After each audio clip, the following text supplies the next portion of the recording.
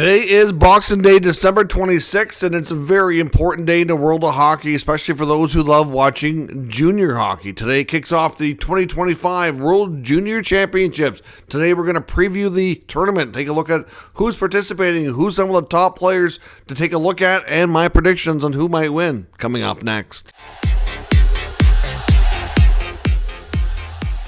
So welcome back to another video here at Top Shelf Hockey. As I mentioned, today we're conducting our 2025 World Junior Championship preview and prediction. So obviously Boxing Day for many, for hockey fans, is one of the greatest days of the year. This is one of the most fun tournaments to watch. It gives you a glimpse of the future while giving you some, a glimpse of best on best hockey. Of course, at a lower level, we're soon getting back the best on best hockey here at the pro level with the Four Nations Face-Off coming up here in February, followed by the 2026 Olympic Games. So clearly, international hockey is huge around the world. Obviously, right now, we, in North America especially, it's something that, fans have been craving. I know European fans, I'm sure, are looking very much forward to it as well. Unfortunately, the Four Nation Face-Off for the NHL only has 4 nations participating.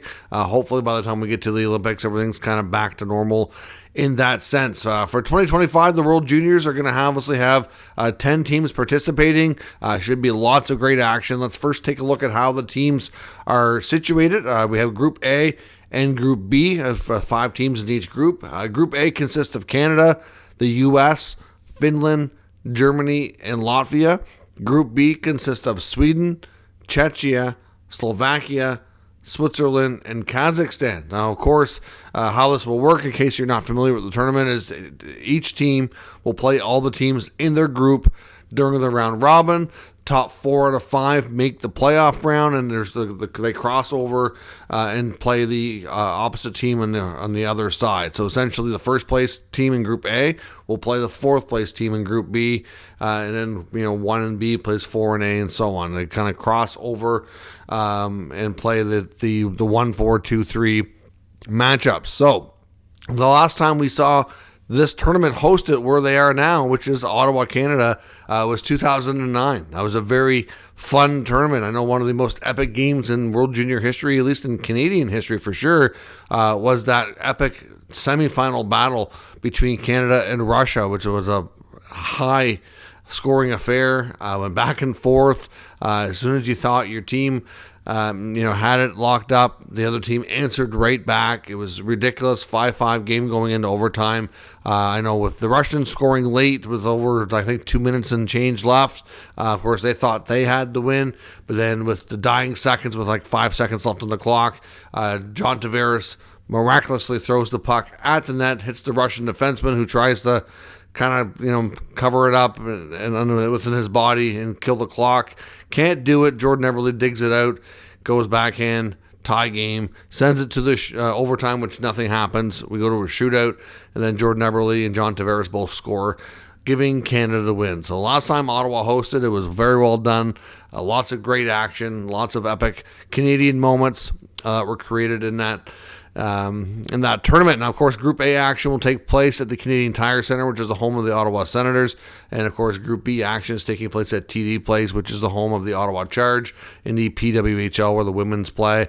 And, of course, I believe the Canadian Tire Centre, if I'm not mistaken, will host all of the playoff action. So, certainly, like I said, Ottawa's a great host, great city. It does mean that the Ottawa Senators NHL franchise is on a very long road trip. They had a 4-game trip leading into the Christmas break, and then they'll have a 5-game trip here coming out of the Christmas break while this tournament finishes up. Of course, there was pre-tournament games and everything else getting ready to kick things off. So here we are. So let's take a look at some each. We'll kind of break down most of the teams, take a look at some of the top players to watch. I am going to spend a little bit more time on Canada and USA because the bulk of the viewers here are North American, and also at the same time, just for my own knowledge, most of the players I'm most familiar with are from Canada and the U.S. I mean, obviously, following European prospects is something I do, but it's a little bit more challenging, especially if they're not playing in North America. So we are going to touch on Sweden, Finland, Czechia, Slovakia a little bit, but I'm going to spend more time on Canada, U.S. So the Canadian team, of course, last year had a very disappointing result, losing in the quarterfinals. Obviously, something they're trying to do better on. They had won the last couple of gold medals prior to that. Between the pipes, they're going to be led by Kings prospect Carter George, who was drafted last year in the 2024 NHL draft, as well as Flyers prospect Carson Bjarnason. So obviously, pretty good guys between the pipes. They also have Ivan Kovic as well as the number 3. So, goaltending wise, Canada is pretty solid. I mean, are they the best in the tournament? It's debatable. I would think that the Americans might have an edge here, but certainly, very capable goaltending for sure. There were some notable omissions on the roster between the D and the forwards. I know on the back end, for example, a couple of names that a lot of people expected included Zane Parekh and Carter Yakimchuk. Neither of them, even though they were both high draft picks in the 2024 NHL draft, did not make this team.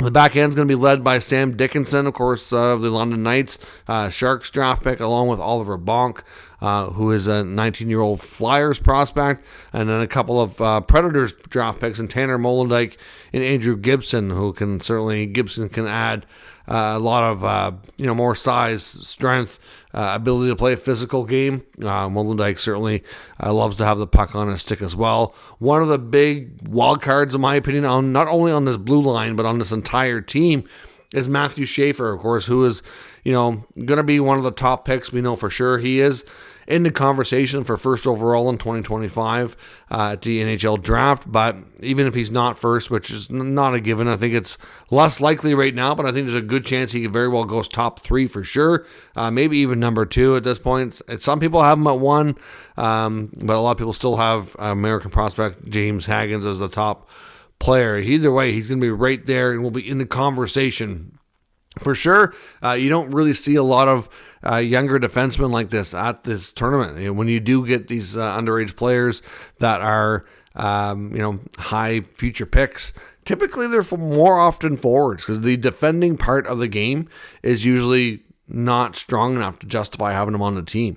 But Schaefer's pretty well balanced kid. So to me, I think by tournament's end, he's going to be a big wild card. I wouldn't be shocking if he works his way into this top 4, but it's really going to boil down if those other 4 guys with like Dickinson, Bonk, Molendyk, and Gibson all play well and stay healthy. Then maybe he's used as a little bit more of a utility type player. But we'll see. Schaefer will be a major wild card, very dynamic for sure, and has potential to be a real star. And I think we'll have a high probability of being a future NHL star. How much of a star in this particular tournament's hard to say. I would think next year he has potential to even be, even that much bigger of a name. Of course, in the forward group, they're led by Leafs prospect Easton Cowan, Bradley Nadeau of the Hurricanes, Callum Ritchie of the Avalanche, some top guys there that are going to be getting all kinds of opportunity to play top line minutes. You got Flyers prospect Jet Lushenko, Captain Braden Yager, who was a former Pens draft pick, traded to the Winnipeg Jets.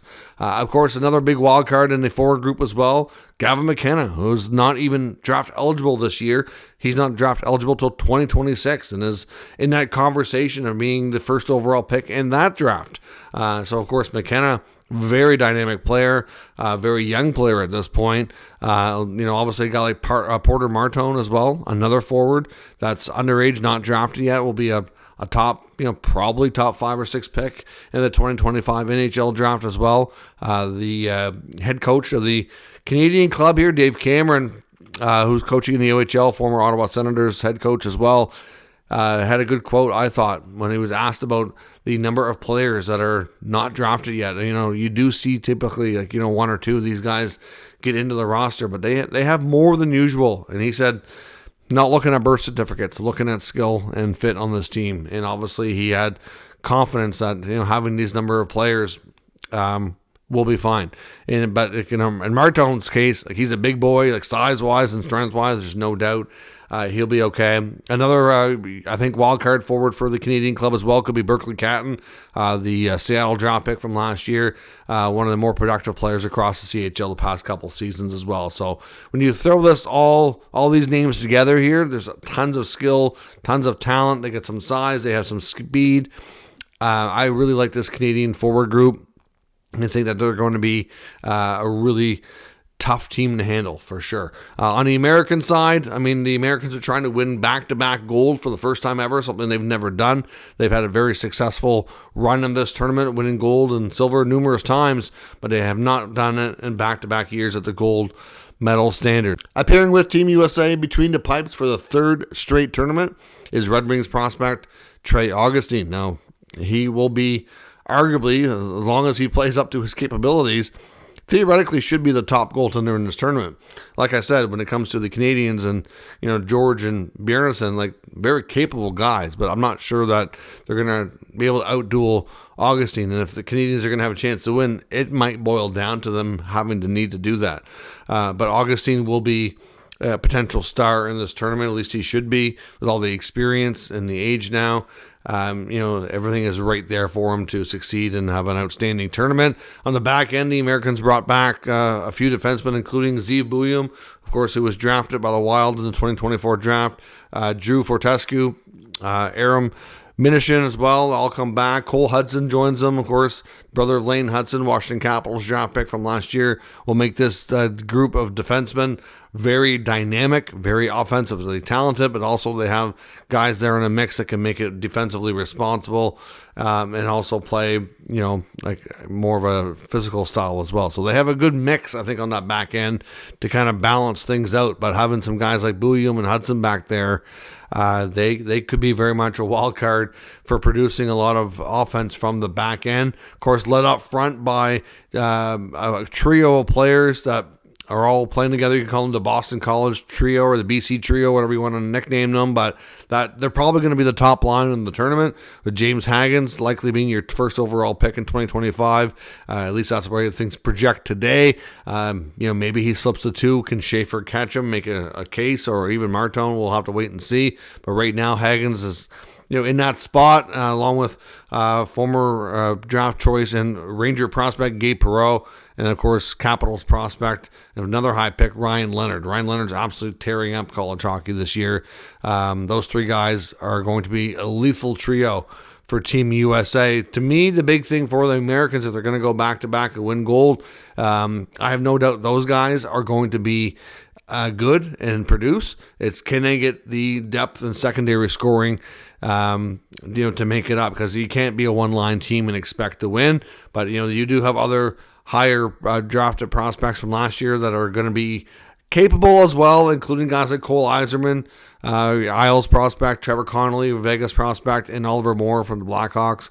Those three guys as well could be some key players that they need to get contributions from in order to have a real shot at being a championship caliber team. Looking at Team Sweden, I mean, the Swedes are a team you can never count out. They're always competitive. They're always in the mix. They quite often win majority, if not all, their games in the round robin. Winning the big playoff games has been what's plagued this team for some odd reason. But they will be led between the pipes by Utah prospect Melker Thielen. He should be the starting goaltender. A couple of star defensemen returning that have some experience now, been drafted. Axel Sandin Pellikka, Red Wings prospect, and Canucks prospect Tom Willander. Up front, your top center should be David Enstrom, who was recently traded at the NHL level to the Nashville Predators. Of course, he's got previous playing experience and good chemistry with Blues prospect Otto Stenberg, so I expect those two to likely be your top duo. I would suspect guys like Carolina prospect Felix Ungersorum and Victor Eklund, who's a 2025 draft prospect, to likely be other secondary scorers within your top 6 that could compete for that other spot on the top line or need to be productive, I think, for Sweden to be more successful. The Finnish team should be starting goaltender Petteri Rimpinen, 2024 draft prospect from Seattle. Kim Saarinen as well will be challenging for playing time between the pipes for the Finns. They do have a number of drafted defensemen, which should bode well for them having a little bit more success, including Aaron Kiviharju, of course, who had an injury-plagued season last year. A couple of Penguin prospects, Emil Pienaniemi and Kali Kangas, as well as another wild prospect, Sebastian Sorny. Of course, Aaron Kiviharju, also a wild prospect. So some key names there on the Finn blue line. Of course, up front, there's no doubt their top forward by, in my opinion, a large margin is Konsta Helenius. Helenius, the Sabres prospect, will play a huge role for this team, along with guys like Emil Henning and Rasmus Kupalainen, maybe Jesse Nurmi as well in there. Could be another name to watch for the Finns. Chechia, another Utah goalie prospect, and Michael Hrabal, another name to watch. So between Sweden and Czechia, if you're a Utah fan, you'll have a glimpse of the future between the pipes. A couple of interesting prospects there trying to make a name for themselves. Of course, Czechia also has a couple of key names to watch for. Adam Yurchek, recently top defenseman, selected by the St. Louis Blues last year, and Edward Chalet as well. Seattle Kraken draft choice will be key players for them. And of course, in the Slovakia team, by far their best player, not even close, is Dalibor Dvorsky. So Dvorsky will be another top name to watch. Again, with the groups lined up the way they are, I really think it's quite likely we could very well see a Canada-U.S. final. I know we're going to get the New Year's Eve game of Canada versus the United States, and I do think that it's quite likely with the way the crossovers work that we could very well see Canada-U.S. in the final. Of course, looking at the other teams in their group, though, there's going to be some teams there that might have something to say about that, and it could certainly cause upsets. I know the Canadian team, compared to the U.S. team, I think might have more overall skill. I just think the American top players are going to be stronger, like that top line of Hagens, Perreault, and Leonard. There's going to be so much to contain there that they should be able to outperform Canada's top players. At least the potential should be very much be there. And with the Americans having arguably an edge in goal, I do think that the Americans winning this tournament and going back-to-back for the first time is very, very likely. I do think it's going to be a Canada-U.S. final. I don't know that the Canadian team can beat the Americans as much as being a Canadian, obviously citizen and Canadian fan. Would love to see them win like I always would every year, but I do think this is going to possibly be the U.S.'s year. I think it's their tournament to lose. I think they're deep enough and strong enough with their top guys that if they don't win, it's going to be looked upon as being a very disappointing tournament for sure. But at the end of the day, you've got lots of young talent. I just think the Canadian club is relying so much on some youth and some names that are just maybe like there's just so many players not on this team. Look at Tisha Ginla, another name. Of course, he wouldn't have been on this team anyway because he's had a major injury. He's going to miss the entire rest of the season. So, Canada to me is missing some key players because of omissions from the roster and injuries. I'm not sure, as much as I'd like to see it, that they can beat Team USA. But let me know what you think down in the comments. Who's going to win this tournament? Who are some of the key players that you're most excited to watch? Some of these guys are looking to really put a stamp on their draft status for 2025. In the case of Gavin McKenna, 2026 as well. So it'll be a fun tournament. I hope you enjoy. Let me know what you think in the comments. We'll discuss further. I'll be back recapping the tournament and getting back to NHL news here as well soon. So thanks for watching, and I'll catch you next time.